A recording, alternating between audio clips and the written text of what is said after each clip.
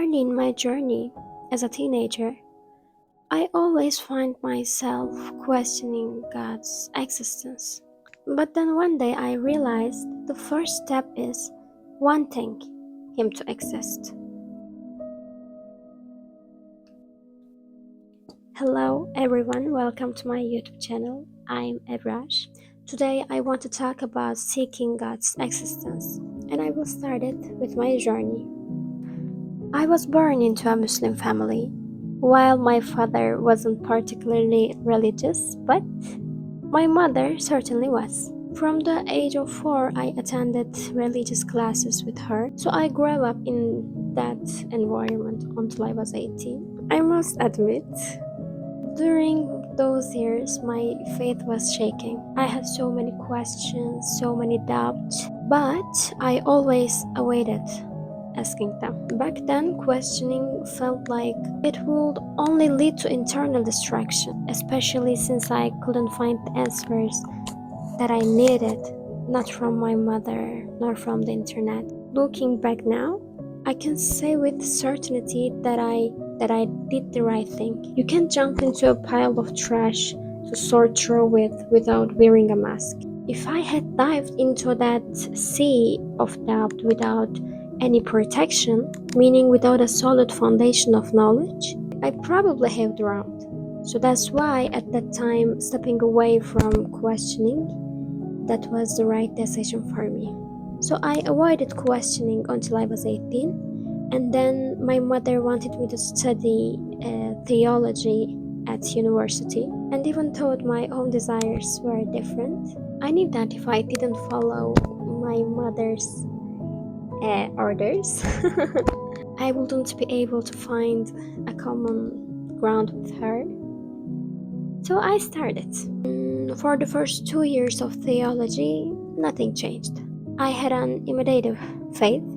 I was simply applying what I had learned from my family without having any intellectual foundation of my own. And over time, I became very rebellious towards God. This was mainly because my conception of God was flawed. Of course, this was related to my own psychology at the time. I was in a dark place where I focused only on the negative side of everything. Because of this, I began to misinterpret Him. All I could see end of the road was talk of hell and punishment. Then came the turning point.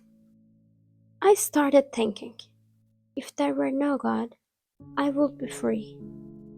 This idea that God's absence would equal my freedom began to spread rapidly in my head. I was literally suffocating under the weight of that thought.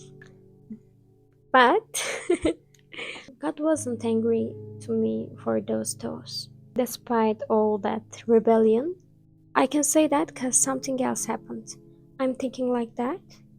On the contrary, the religious knowledge I unconsciously acquired over the years suddenly began to speak to me. What is freedom?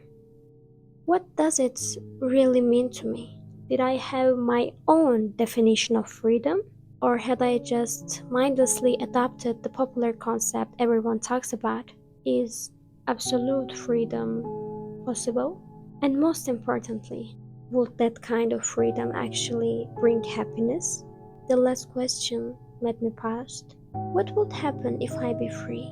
Would I truly be happy? I thought I wanted God not to exist because I was so miserable.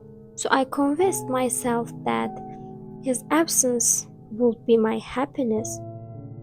But would it? It was late at night. I was walking back to the dorm from the faculty, sad, exhausted, and these thoughts were spinning in my head. I decided to pretend that there was no God. I lived that assumption about for 3 minutes. And I'm telling you sincerely, after those 3 minutes, I looked up at the sky and my head spun to be under that vast, endless sky all by yourself, it was haunting. So many emotions hit me at once.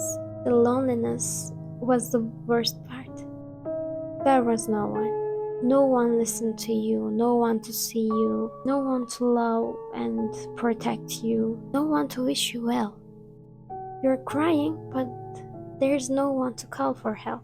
You're afraid, but there's no one to lean on to feel safe. There's no divine authority to turn when you face injustice. You're just alone.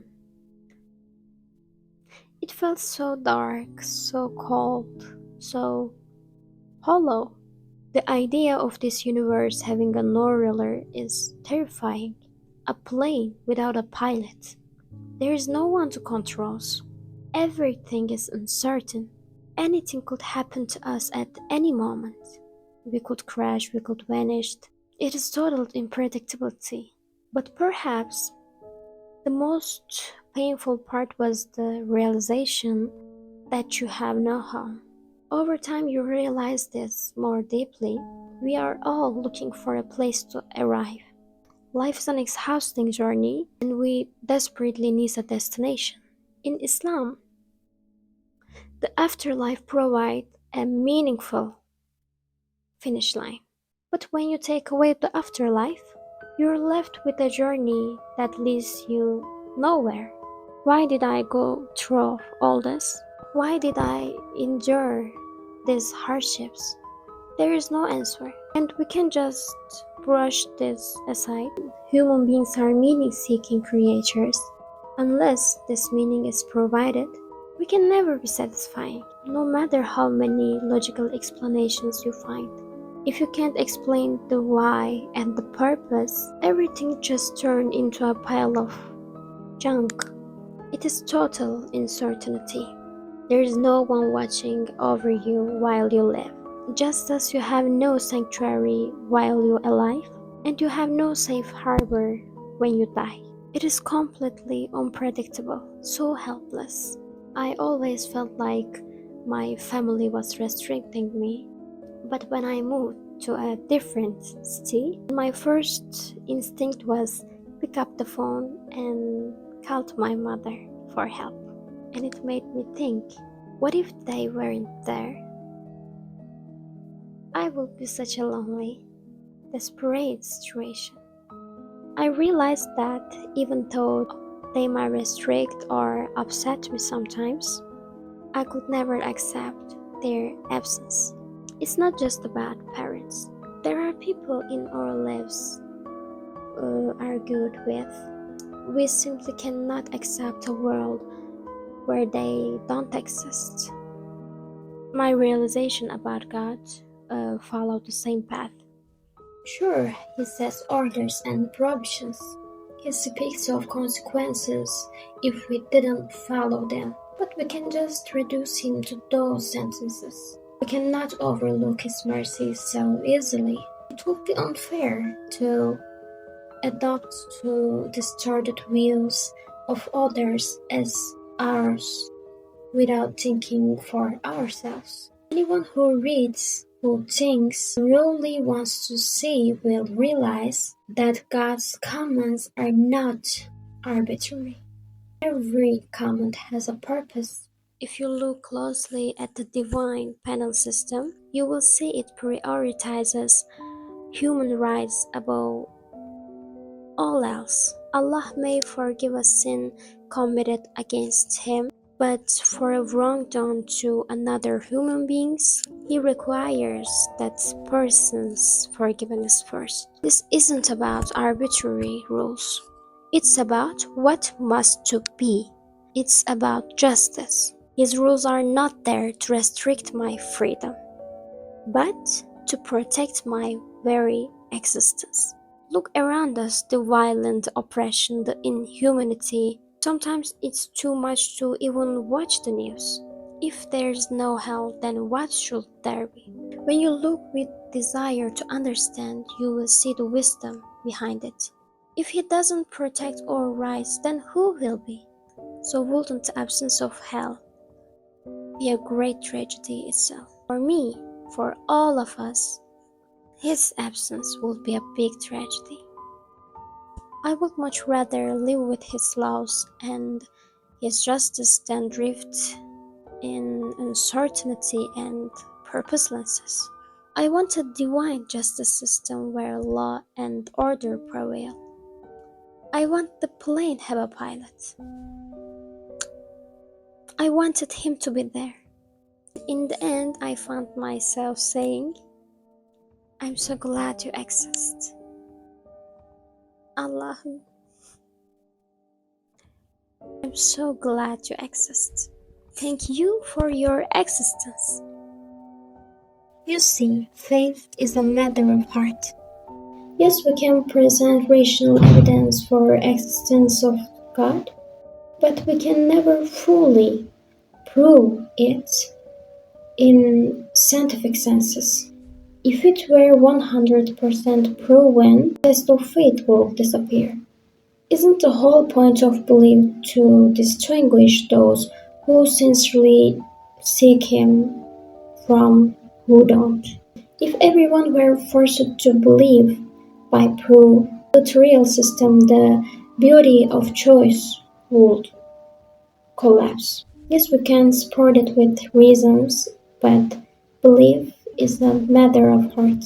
And believing his existence with heart is based on wanting his existence. If you don't want him to exist, you will struggle to provide evidence for his non-existence. And since I want him to exist, I try to establish my system by providing evidence for his existence. So it starts with wanting his existence. It is difficult to walk on a path you don't want, and believing willingly is such a satisfying thing. Just as we should be grateful for the blessings He has given us, we should also be grateful for the existence of Allah. Thank you for listening and watching me. Meanwhile, I'm still working on improve my English, so please forgive any mistakes. See you another video. Stay with goodness. Salam alaikum.